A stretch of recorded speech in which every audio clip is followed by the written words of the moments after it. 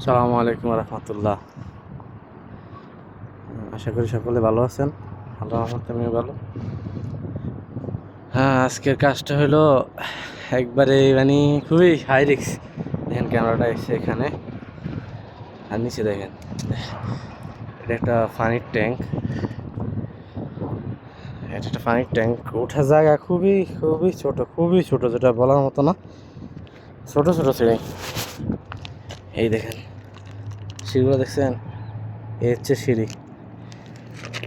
যাক, তারপরেও কাজ করতে হয়, সব হচ্ছে সময় আর নিয়তি। কাস্টমারের ডিমান্ড এখানেই দিতে হবে ক্যামেরা, তাই এখানে এটা নেটওয়ার্কের মাধ্যমে চলে। এই হচ্ছে ন্যানো স্টেশন, এটার ওই রুম হচ্ছে ওই দিকে, ওখান থেকে সিগন্যাল মিলে তারপরে ক্যামেরাটা চলে। হচ্ছে অবস্থা। আচ্ছা, আলহামদুলিল্লাহ।